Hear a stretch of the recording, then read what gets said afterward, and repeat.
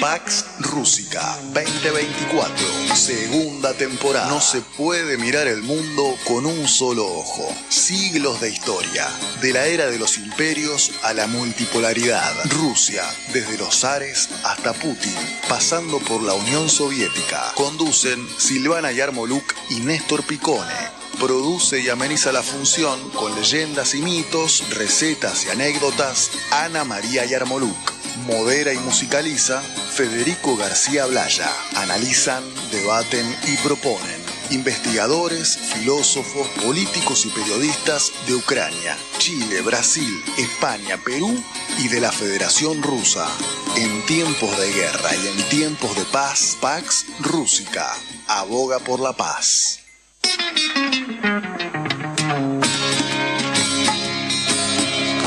Здравствуйте, девочки, здравствуйте, мальчики. Смотрите на меня в окно и мне кидайте свои пальчики, да, ведь я сажаю алюминиевые огурцы, на брезентовом поле я сажаю алюминиевые огурцы, на брезентовом поле.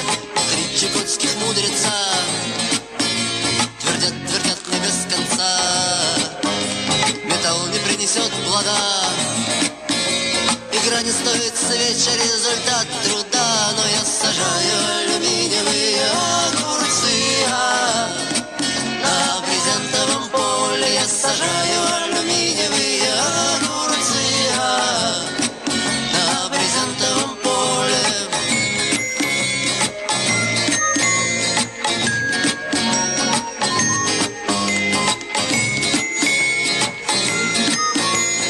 Y aquí estamos en Pax Rússica, el único programa que habla de Rusia con la información que envían y conseguimos de Rusia. Y no porque seamos espías rusos ni que seamos de los servicios de inteligencia. Hacemos comunicación, hacemos periodismo, lo intentamos y buscamos alguna información importante de la que no sale en los medios y esto ya es demasiado remanido la frase que dije, pero les aconsejo que entren a la página de Pax Rússica. Hay un informe muy interesante que no vamos a poder leer todo, lo vamos a comentar, de la reunión que tuvo Putin con representantes de las Fuerzas Armadas, policiales, de las zonas que están en conflicto. Y la verdad que es para leerlo, para que se vea la seriedad con la que se trabaja eso,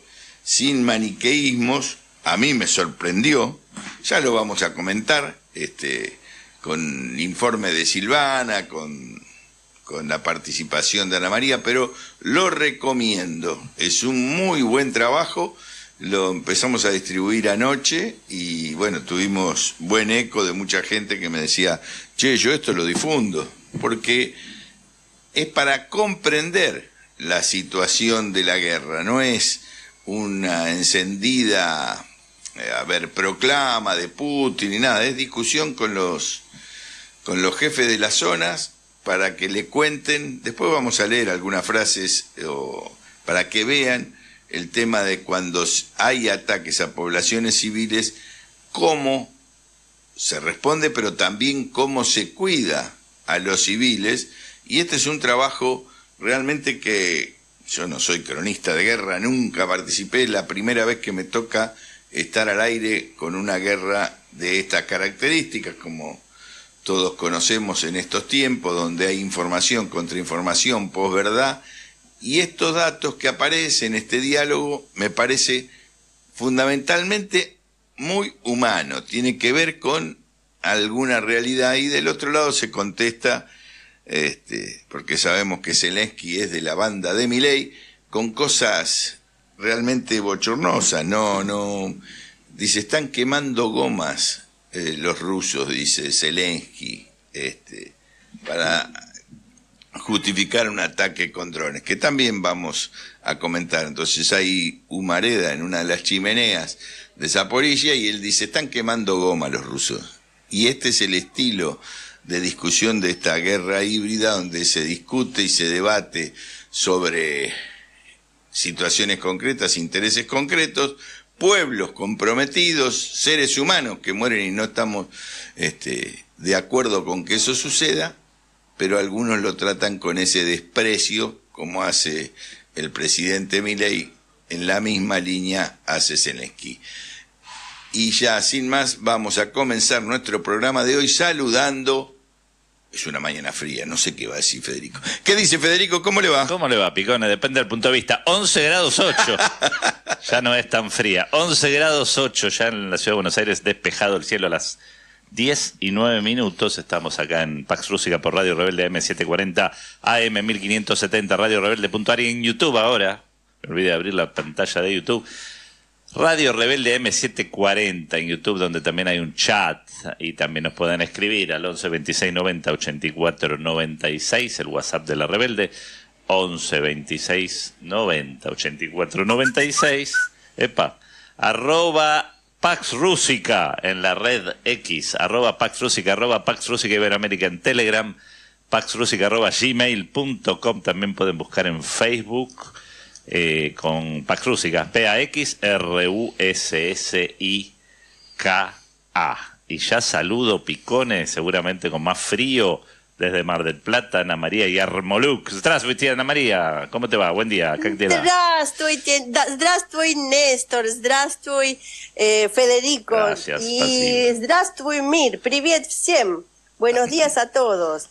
Buenos días a nuestros queridos oyentes y efectivamente Mar del Plata se está poniendo fresca, muy ventoso, dice que hay 6 grados centígrados, pero la sensación térmica es de 1 y sigue así en la misma línea hacia el fin de semana, así que estamos con mucho viento, han caído algunas ramas de árboles muy grandes que tenemos en los bosques, está habiendo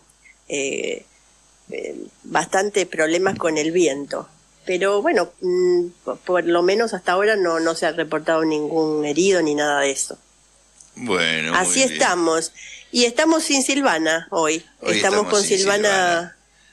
Rezando sí, por ella, que va a hacerse, está con algunas nanas, está haciendo estudios.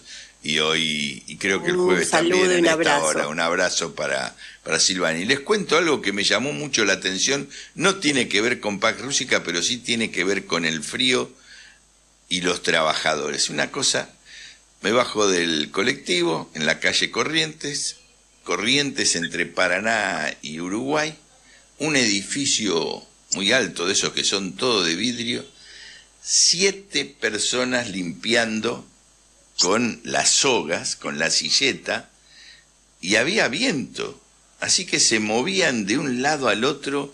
Me pareció una escena tremenda de reivindicación de los trabajadores, que a esa hora hacía mucho más frío que ahora. Seguro.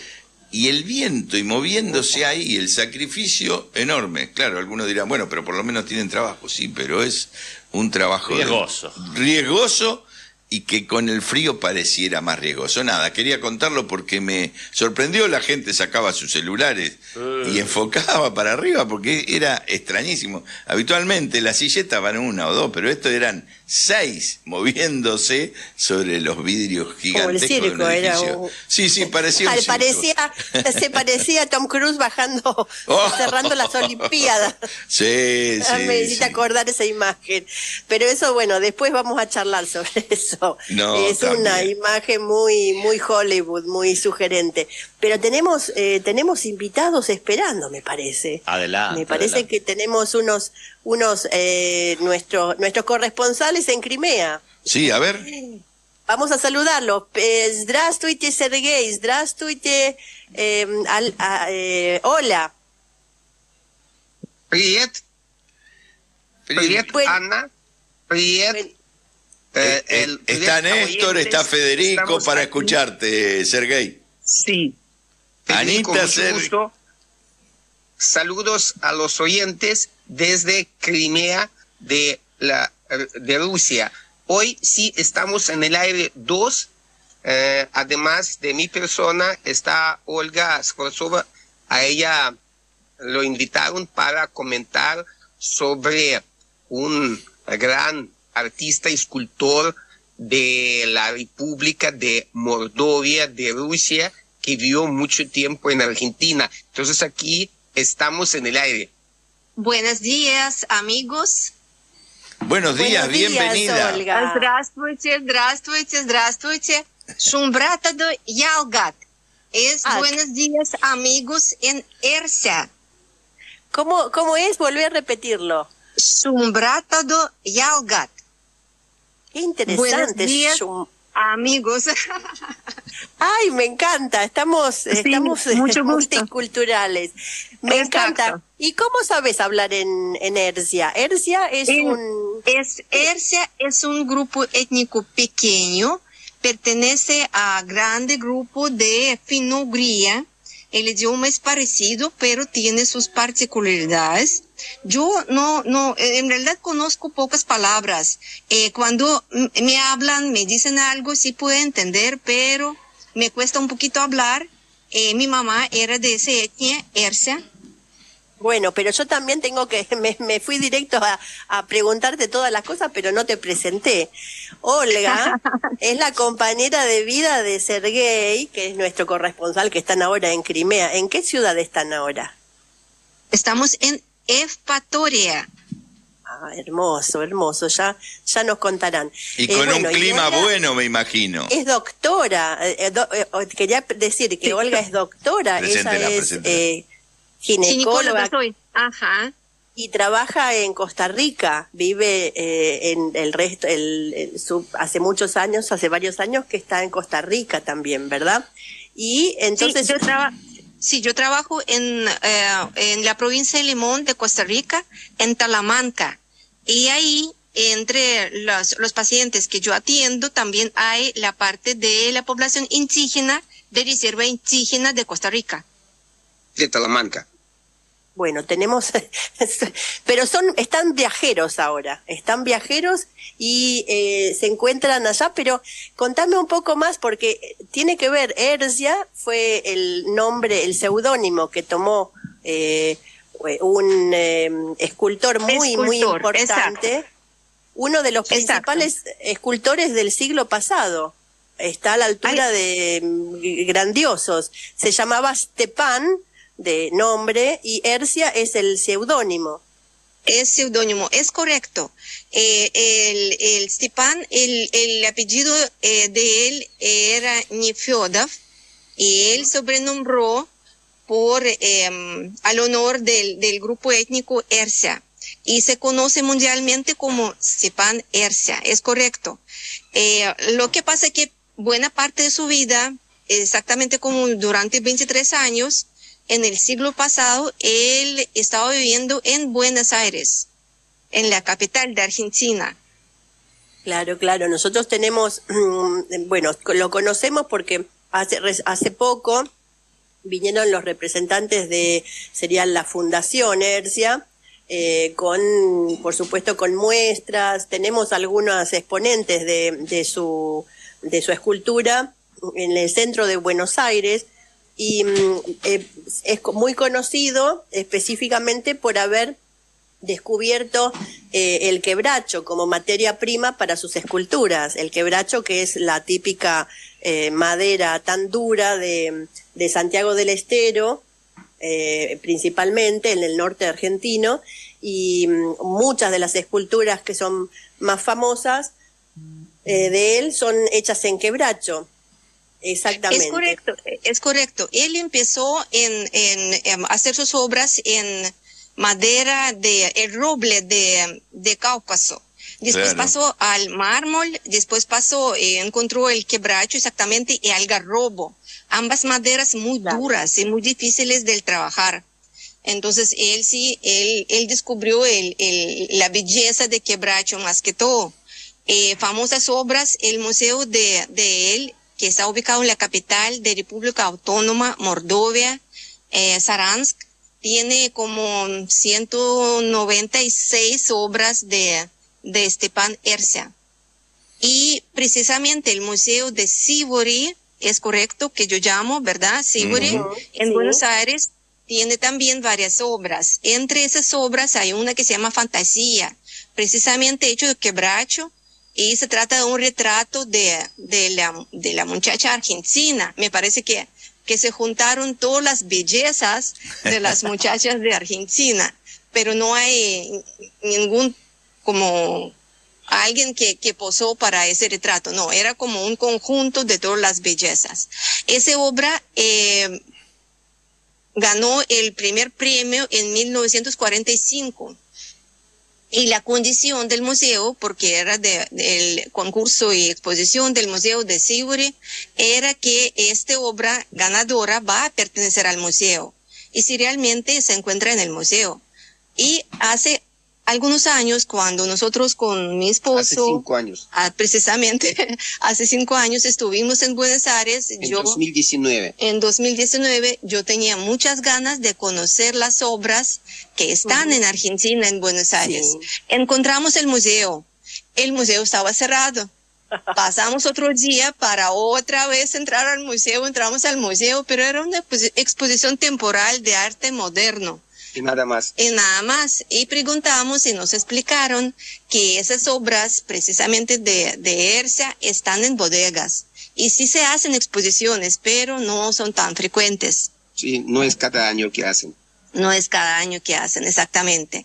Y lo que yo conozco que la gente de Fundación Hercia de mi república, Mordovia, ellos hicieron unas copias de las obras que se encuentran en Argentina, y esas copias sí están en el museo también. Es maravilloso. Y su actividad y tienen muy buen recuerdo en la provincia del Chaco. Lo digo porque mi mujer es de ahí. Es correcto, también yo leí esa parte, porque él pasó por todas las provincias. En Mar de Plata también, él tenía exposiciones allá. Pero el quebracho es típico, le voy a contar algo cortito. El quebracho es típico de la provincia del Chaco. Inclusive ahí había una explotación la zona chaqueña, que es más que es más amplia. Pero en el Chaco estaba la forestal y Hercia, quiero decir, Estefan, viajó en aquellos momentos, al comienzo de su historia en la Argentina, al Chaco, a conocer ese material que era el quebracho. Después se siguió haciendo esta tarea y hoy en día en la provincia del Chaco, en la ciudad de Resistencia, cada 2 años se realiza un concurso de escultores que trabajan sobre materiales que se eligen cada 2 años cuáles son. Y muchas veces toca que sea el quebracho. Por eso, y esas esculturas quedan, y es Resistencia del Chaco, la ciudad. Esto lo organiza la Fundación Urunduay, con quien se conectó Estefan en aquel momento, hace muchos años, y quedó esta bienal que hasta el día de hoy se sigue haciendo, gobierne quien gobierne la provincia del Chaco. Es una cosa hermosa, y además estas esculturas han conformado con otras esculturas de la provincia en Resistencia un museo a cielo abierto que creo que debe ser el más importante del mundo, según dicen los chaqueños. Pero bueno, tal vez sea una exageración, pero no es así cuando uno recorre, no se contradice con lo que le sucede a cada uno de nosotros cuando recorremos Resistencia. Y mucho te ha tenido que ver Hercia con esta cuestión de trabajar estos materiales como el quebracho, que son maderas muy duras, como bien decía Olga. Muy duras. Exacto, y difíciles de trabajar. Más bien, muchas gracias por los factos tan interesantes, y sería bueno tal vez en el próximo viaje visitar esa provincia para conocer un poquito más de ese museo, que sería muy interesante. Lo organizamos, no hay ningún problema. Perfecto, me suena genial. Nos avisan cuando están por venir y organizamos con la provincia, con el gobierno, con la Casa del Chaco. Les va a interesar muchísimo. Además, porque la Fundación Urunduay sigue hasta el día de hoy trabajando y organizando estos eventos, estas bienales. Qué bien. Perfecto. Qué bien. Adelante, sigamos. Desde mi parte, yo también les invito a todos a visitar a mi patria pequeña, que es República Mordovia, y visitar precisamente el museo de Stepan Ercia. Que son buscando hermosas. conexiones, por supuesto. Pero decinos un poco, porque nosotros siempre contamos que hay que tener un mapa enfrente para poder hablar de Rusia. Y Sí, la República Autónoma de Mordovia se encuentra 600 kilómetros hacia el este desde Moscú. Si uno sale de Moscú hacia el este, son 600 kilómetros. Son 9 horas en el tren y nosotros decimos que es muy cerca de Moscú. Por supuesto, tomando en cuenta el territorio tan grande de Rusia. Claro, yo sé que también está cerca Nizhny Novgorod de ahí. Exacto, Nizhny Novgorod, Penza, Kazán, eso todo está a las ciudades más cercanas. Sí, pero ya están más lejos que Mordovia. Mordovia está más cerca hacia Moscú. ¿Y cuánto, por qué es una república Mordovia? ¿Es grande? ¿Es como qué cosa es parecida? Yo en algún lado leí que era parecido al territorio como a Sicilia, más o menos, lo que uno se imagina a Sicilia. Más o menos sí, es algo pequeño. En realidad el grupo étnico es chiquitico. Bueno, según estadísticas son como 57,000 personas que hablan Ercia. Claro. También hay 2 etnias. Moksha es otra etnia. El idioma es parecida a Ercia, pero hay algunas diferencias. Pero precisamente de Ercia son 57,000 personas únicamente. Claro, y yo también leí que, bueno, estaban incluso los historiadores romanos. Los historiadores romanos ya habían hablado sobre la población de esa zona, justamente como Moksha y Ercia, como gente de este país. Pero con el tiempo, luego, como en el siglo XI más o menos, los colonizan o los toma posesión el Imperio Ruso, y luego ya se instaura, porque es un poco lo que le pasó también a Ercia, ¿no? Se instaura como el modelo, digamos, de, ¿cómo se dice?, servidumbre sobre la mayor parte de la población de esas etnias, y digamos que los nobles o los aristócratas o los hacendados toman a la población como su propia servidumbre. Entonces después con el tiempo les cuesta bastante salir de esa situación. Lo que pasa es que no eran ciudades grandes, eso es lo que salvó etnia. Uh-huh. O sea, ciudades pequeñas o más que todo aldeas pequeñas. Aldeas pequeñas perdidas en los bosques grandes. Entonces sí, eran conquistados, pero hay otros que se quedaron libres, entonces siempre el idioma se conservó. Y más bien en los tiempos de Unión Soviética, nosotros siempre tenemos las escuelas de la idioma, de ambas idiomas, de Ercia y Moksha, incluyendo escuelas musicales con instrumentos musicales propios de las etnias. Maravilloso, maravilloso. Uno de claro. estos días... También ese territorio, como dice Olga, fue territorio donde la gente vivía tal vez en ese formato social más básico, con el modo bastante natural de su economía, sin tanto movimiento de finanzas y todo eso, y entonces más bien en diferentes periodos fueron conquistados también por los tártaros. Después, como usted dijo, ya llegaron los ejércitos del Imperio Ruso, entonces como esa gente como pasaba, y la población se veía eso como a la gente rara que pasan de un lado al otro lado y que exigen que solamente que lo que entregan es alimento o alguna otra cosa. Entonces la gente vivía como un poco encerrados en su propia cultura, en su propia etnia. ¿Y cuál es la producción típica de esa zona? ¿O es una zona de auto? Sí, en realidad antes era, en los tiempos de Unión Soviética era industrial. En la capital se producía las lámparas, diferentes tipos de lámparas, incluyendo lámparas y las luces para servicios militares, ¿verdad? Se producían medicinas tales como penicilina, había una fábrica especial de producción eléctrica también. La capital muy industrial era. Ahora no, ahora como que todo se puso más rural, digamos. Ajá. Hasta que televisores, en aquella época tenemos también la empresa que producía televisores, y mi papá precisamente era un tecnólogo o un jefe de tecnología de esa empresa grande de televisores. Ahora no, ahora es un poquito más rural, digamos. Todo que son pollos, tomates, pepinos, manzanas, bueno, todo. Sí. Volviendo a la naturaleza. Se primarizó, Exactamente. Siempre conservamos nuestros bosques y ríos, porque Moksha, precisamente el nombre de otra etnia que es Moksha,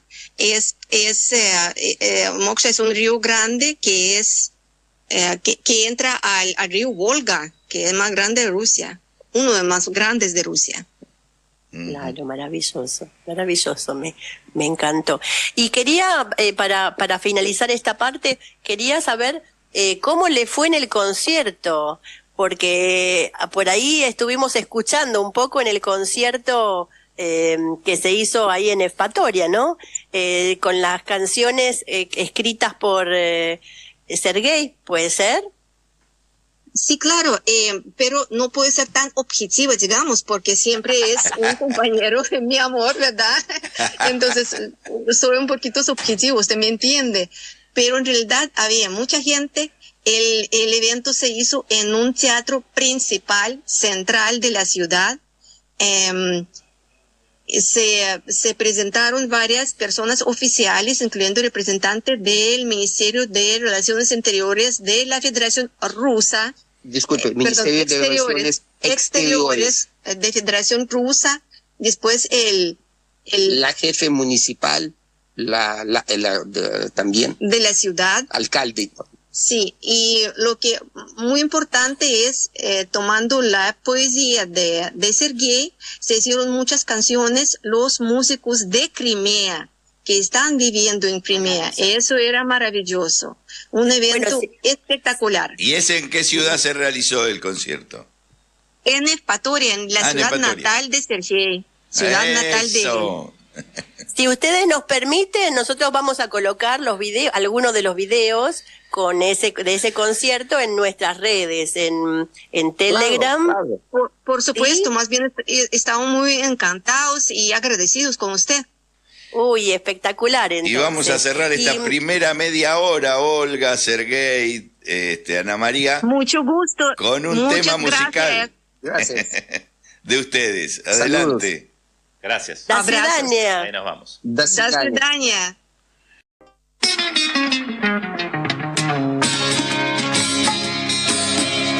Здравствуйте, девочки. Здравствуйте, мальчики. Смотрите на Y aquí estamos de nuevo en la segunda media hora de Pax Rúsica con Ana María Yarmoluk, Federico García Blaya y en los controles nuestra querida compañera Ailín, que está comiendo unos chipacitos que trajimos para compartir. Ahora voy a ir yo con... Bueno, tenemos, Ana, la posibilidad de escuchar para después analizar unos audios que nos dejó Silvana, que nos sigue atentamente, te digo. Está espiando ahí. Está espiando desde su lugar no de internación, sino donde estará, en el hospital, qué sé yo, está siguiendo el programa.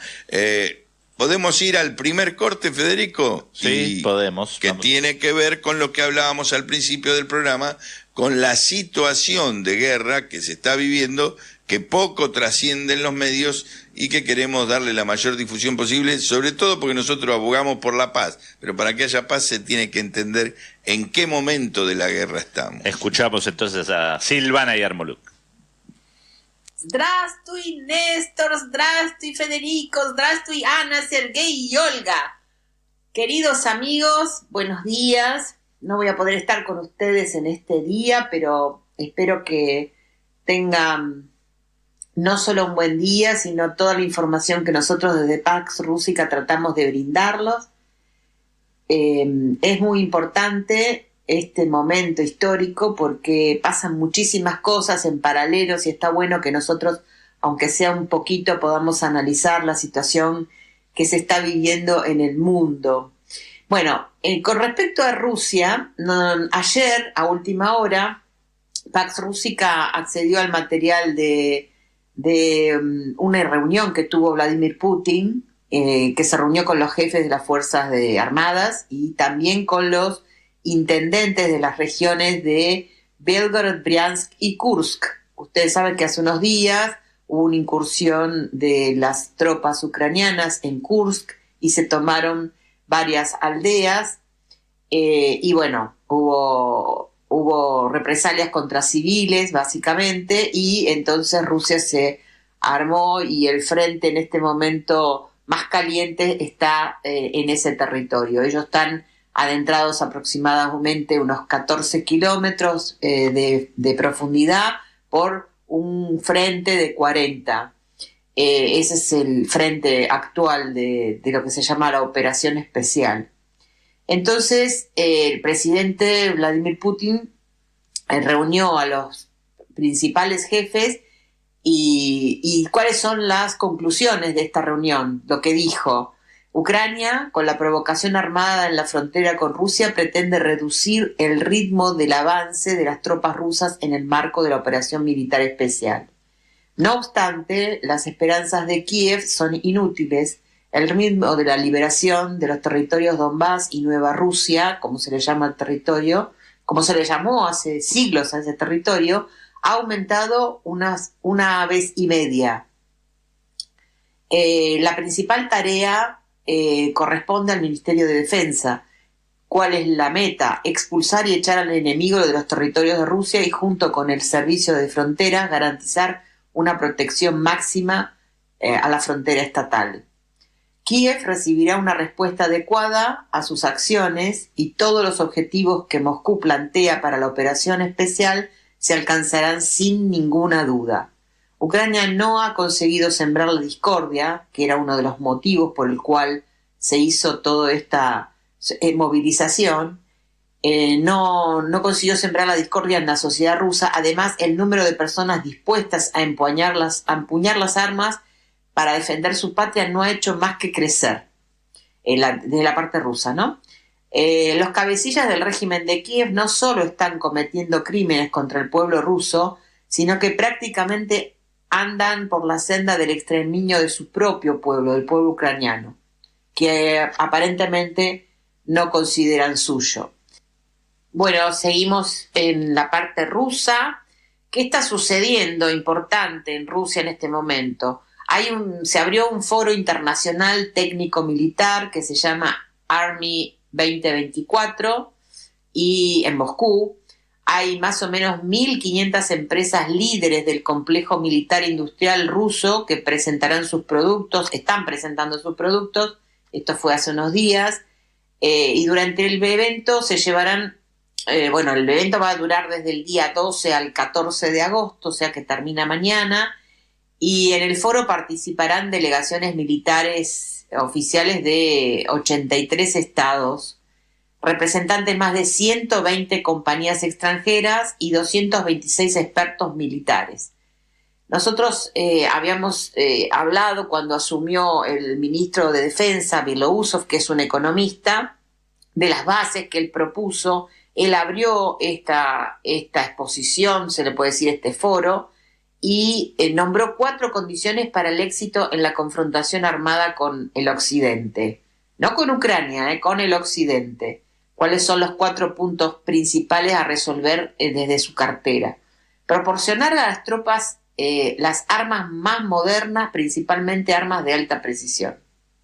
Número 1. Número 2. Aplicación de nuevos métodos tácticos de operaciones de combate, incluidos drones, robots, etc. 3. Creación de un sistema de gestión eficaz utilizando un marco tecnológico avanzado, incluyendo la inteligencia artificial. Y 4, la mejora continua de la formación del personal militar, principalmente del personal al mando, o sea, de los jefes. Hubo como en estos días en Moscú un balance del medio año pasado, y las fuerzas de seguridad rusa han impedido 110 atentados en lo que va del año, anunció el presidente del Comité Nacional Antiterrorista y director del Servicio Federal de Seguridad, que se llama FSB en ruso, ¿no? Alexander Bortnikov. Desde principios de año se han evitado 110 atentados terroristas en cuya preparación participaron ciudadanos reclutados por el enemigo. Más de 1.050 personas fueron arrestadas por preparar y cometer delitos terroristas, justificar y promover el terrorismo, financiar a terroristas y facilitarles la ayuda. En este sentido, el jefe de la FSB señaló que los atentados tienen como objetivo principal desestabilizar la situación en las regiones de Rusia. Los recientes ataques, por ejemplo, contra lugares de culto y los policías, que fue en Makhachkala y Derbent, son un claro ejemplo de esta situación. Bueno, ahí teníamos este primer informe que hace una síntesis, Ana María. Sí, porque, por ejemplo, justo lo que nombró Silvana, justo los actos terroristas se suceden, hace unos meses atrás se habían prometido en Occidente que iba a haber que ellos tenían información, entre comillas. Ellos poseían la información, la idea de que iba a haber muchos actos terroristas en toda Rusia y en todas las fronteras y en muchos sitios más. Y realmente se están cometiendo. Esos actos terroristas forman parte de un plan de desestabilización, y según algunos analistas políticos indican, pueden tener distintos propósitos. Por ejemplo, hay muchos periodistas que se preguntan cuál era el objetivo, ¿no?, de ocupar la ciudad de Kursk, la ciudad o las aldeas que están ocupadas, porque es muy difícil tener una información real, objetiva, porque todos dicen, una parte dice que tiene la ciudad tomada, la otra parte dice que no está tomada, que han sido eliminados. Entonces es muy, muy difícil tener información real, en tiempo real, que sea objetiva y que realmente muestre exactamente la situación. Pero por otro lado también uno pregunta cuáles serían los objetivos. Entonces se barajan distintas posiciones. Una de ellas es que el régimen de Kiev, y digo régimen porque sigue sin haber sido elegido constitucionalmente Zelensky como presidente. Entonces el régimen de Kiev lo que puede ser una de las posibilidades, que lo que intenta es tener una carta para extorsionar al gobierno ruso, para poder o para frenar el avance en todo lo que es Zaporozhye, toda la parte de el sureste de lo que es el sureste de Ucrania. Por otro lado, lo que se indica es que en la ciudad de Suya está como la llave de paso del caño de gas que se está exportando a Europa. Uh-huh. Pasa justamente por la ciudad de Suya, y eso es lo que ellos capturaron, entre comillas. Por otro lado, Kursk tiene también una central nuclear. Y por otro lado, en Zaporozhye, el reactor nuclear está en llamas, la parte de refrigeración. Entonces es una imagen medio hollywoodiense para que nos indica que hay avances, que no es tan tranquilo el panorama para lo que es Rusia, la Federación de Rusia, sino que los ucranianos están tratando de extorsionar Otros analistas dicen que es una carta que es como un manotazo de ahogado porque no va a tener no mantiene ningún propósito concreto en la guerra. No es que están frenando la guerra, deteniendo la guerra. Y otros indican un final apocalíptico. Muchos analistas políticos dicen que ya no hay una marcha atrás y lo único que se está tratando de hacer es minimizar los daños, pero van a ser daños muy, muy a escala global, en el sentido de que, hay muchos frentes abiertos y todos esos frentes tienen que ver con un armamento de última tecnología y que es una guerra de exterminio. Para poder continuar con, vida, cualquiera de las posiciones tiene que continuar. Ya no hay posibilidad como hubo hace un tiempo atrás, posibilidad de sentarse a la mesa de negociación. Claro. Ya no existe eso. Claro, creo que sí. Entonces, por eso da para hay como muchísimas interpretaciones, lecturas. Uh-huh. Pero lo que sí queda claro, o por lo menos me gusta dejar en claro, que lo venimos diciendo del otro día, que Ucrania ataca zonas que no estaban en conflicto. El conflicto estaba, damos el ejemplo de la única guerra que los argentinos por ahí se recuerdan, que es Malvinas. Entonces, en Malvinas estaba la guerra, los ingleses venían y estaban los argentinos, pero tenía hasta una zona de exclusión, que inclusive los ingleses terminan bombardeando por decisión de Margaret Thatcher un crucero, el crucero General Belgrano. Lo que hace Ucrania, el régimen de Kiev, como vos decís, Zelensky, es abrir otros frentes en zonas donde no había conflicto.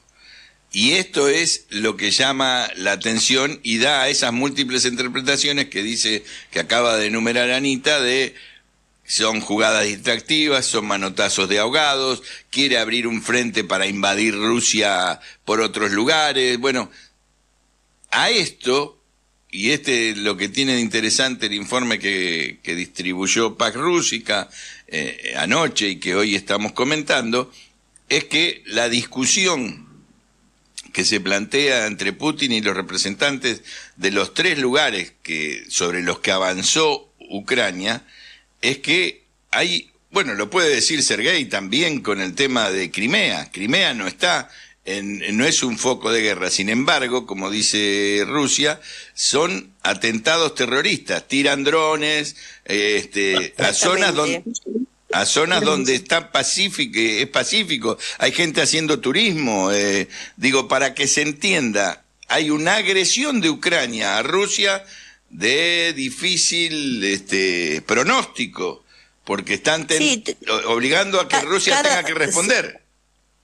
Cada día se repelen cientos de ataques en diferentes zonas. Por ejemplo, todas las regiones fronterizas, Belgorod, Kursk, incluso en Moscú, y los atentados que se han perpetrado contra diferentes personajes militares o periodistas, que se le han mandado atentados terroristas realizados con bombas o explosivos, de diferentes maneras, culpando, como si fuera que los culpables son como una rama, perdida de algún musulmanes o algo así, pero que al final todo tiene que ver con todo, ¿no? Podemos escuchar. Tenemos el otro informe. La segunda parte de lo que mandó Silvana. ¿Lo escuchamos, Ana María? Por favor. ¿Qué está pasando en Moscú? Como siempre, estamos tratando de dar nuestra visión. Hay una cosa importante que sucedió, que el presidente de la Autoridad Nacional Palestina, Mahmoud Abbas, inició una visita a Moscú el día 12 de agosto, con el objetivo de mantener conversaciones con el presidente ruso Vladimir Putin. Los mandatarios tienen la intención de discutir la situación en Medio Oriente, incluida la guerra de Franja de Gaza, y las perspectivas de solución del problema palestino. Eso lo dio a entender el embajador Abdel Hafiz Nofal, que está en Moscú. Los líderes hablaron sobre el papel de Rusia, sobre lo que se puede hacer. La situación de Palestina es muy difícil y Rusia es un país amistoso para Palestina. Necesitan entablar consultas con Vladimir Putin, y además de las negociaciones con el jefe de Estado ruso, Abbas también planea reunirse con embajadores de los otros países árabes en Moscú. Después de visitar Moscú va a ir a visitar a Turquía, va a tener una reunión con Erdogan. Bueno, otra noticia importante que sucedió, que nos tiene en vilo absolutamente a todos, pero no hay reacción de Occidente prácticamente, salvo las ONGs, y eso es cómo reaccionó la comunidad internacional al ataque ucraniano sobre Zaporozhye, sobre la central nuclear. Es la central nuclear más grande y más importante del territorio europeo, geográficamente hablando, ¿no? Hubo como una ida y vuelta en los medios, pero nadie pudo negar que el ataque obviamente fue ucraniano. Y entonces el 12 de agosto los inspectores del Organismo Internacional de Energía Atómica, OIEA, llegaron a la central nuclear de Zaporozhye para evaluar las consecuencias del ataque con drones kamikaze lanzados por Ucrania el día anterior, o sea, el 11 de agosto. Hasta el momento ninguna agencia oficial ha emitido declaraciones tras la inspección, pero luego de los primeros informes sobre lo ocurrido en la central nuclear Zaporozhye, el director general de la OIEA, Rafael Grossi, subrayó que estos ataques imprudentes ponen en peligro la seguridad nuclear en la planta y aumentan el riesgo de un accidente nuclear. Deben detenerse ya. Pero, igual, no obstante, el dirigente se abstuvo de nombrar a Ucrania como parte culpable de estos ataques. Rusia tiene la intención de plantear la cuestión del bombardeo de la central nuclear en la sesión de la OIEA que se va a hacer en septiembre, y no descarta reunirse con el gerente de la OIEA antes de septiembre, porque puede llegar a ser tarde. Por su parte, la portavoz del Ministerio de Asuntos Exteriores de Rusia, María Zaharova, llamó a la comunidad internacional a tomar medidas urgentes contra Ucrania tras este infructuoso ataque por ahora, ¿no? Destacamos que el único líder de Europa Occidental que habló sobre el ataque a las instalaciones nucleares fue el canciller austríaco Karl Nehammer, quien pidió reducir las tensiones y continuar las negociaciones para resolver la crisis de Ucrania. Realmente es inaceptable lo que está sucediendo. Bueno, y hay dos cosas que pasaron con Trump en este último día, digamos. El ex líder estadounidense y candidato presidencial del Partido Republicano, Donald Trump, afirmó que Washington no debe permitir que los intereses de Rusia y China coincidan. Esa es su táctica. Trump cree que Estados Unidos necesitan un presidente inteligente que sea capaz de plantarles la cara a estas dos potencias. Entonces estos países no nos amenazarían porque nos necesitan, añadió. A su vez, el candidato republicano señaló en repetidas ocasiones que tenía buenas relaciones tanto con Vladimir Putin como con Xi Jinping, y que espera arreglarlas si vuelve a la Casa Blanca. Y otra noticia interesante que pasó en estos últimos momentos es que el candidato presidencial Donald Trump concedió una entrevista a Elon Musk. Sí, a Elon Musk. ¿Cuáles son sus principales puntos en las declaraciones? La guerra en Ucrania ocurrió debido a las políticas de Biden. Putin es un excelente negociador. Espero que nos llevemos bien con él otra vez si ganamos las elecciones estadounidenses. Ya sabes, llevarse bien con él sería bueno, no malo. Putin es un buen negociador y Biden cometió una estupidez al permitir la posibilidad de la admisión de Ucrania en la OTAN, provocando así a Rusia a una respuesta militar. Ucrania no tiene suficientes hombres, han matado a mucha gente de la que se lee y ahora las autoridades enviarían al frente a hombres muy jóvenes y muy viejos. Rusia derrotó a Alemania junto con Estados Unidos, a Napoleón, tienen un gran poder. Llamó al calentamiento nuclear la mayor amenaza para la humanidad, no al calentamiento global, sino al calentamiento nuclear. China podría superar a Estados Unidos en tamaño de arsenal nuclear. Musk se ofreció a sí mismo un puesto en la administración de Trump si regresa a la Casa Blanca.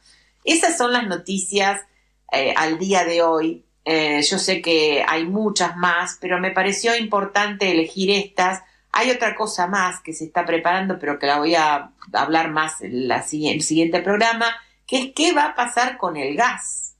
¿Qué van a hacer sin gas? Porque faltan 2 meses para que comience la época fría. Y en 4 meses se termina el débil arreglo que se tenía con Rusia a partir del gas. No hay gas para... o sea, el Nord Stream fue explotado, como saben todos, saboteado, y el único stream que queda es el turco, pero que no llega ni a una cuarta parte del poder que podría llegar a permitir el gas ruso para Europa. No sé qué van a hacer, no sé qué va a hacer Europa este invierno. Bueno, amigos, hasta la próxima, los quiero mucho y bueno, esperamos seguir teniendo nuestro genial programa para que no vean el mundo con un solo ojo, sino con 2, o con 3, o con 4. Abrazos a todos. Das vidania. Gracias, Silvana, le agradecemos. Y tenemos que ir cerrando, Anita, con un amplio informe de Silvana que da mucho para conversar, pero no tenemos más tiempo. Así que tú cierra y después... Lo sé. Sí, yo quería invitar, me parece que están en línea, se quedó Sergei de allá para pedirle una pequeña opinión. No sé si está en línea, ¿me escuchan allá? Hola. Sí, estoy... Sí, Sergei, tenemos nada más que 2 o 3 minutos. Si querés apoyar de alguna manera con tu visión, estando en Crimea, del informe, del importante informe que hizo Silvana, ¿no? Sí. Primero que los últimos ataques masivos de los drones marinos y de aire que mandaron para Crimea fueron la noche de 9 a 10 de agosto. Después de ese momento, prácticamente ya no mandan tantos drones. Parece que la ubicación de actividad bélica pasó exactamente al norte, hacia la zona de Kursk. Entonces, en cierto modo, aquí en Crimea se tranquilizó un poco. Se nota, de mi punto de vista, que el régimen de Kiev ahora está forzando, recolectando todos los recursos para mandar ahí, para mostrar al público, porque me parece más trabajo mediático, porque eso no tiene como un fin estratégico, que ya ahora el ejército de Ucrania está avanzando en el territorio de Rusia, pues para dejar de lado en lo que es mediático los territorios que están controlados por Rusia, como Donbass o Crimea.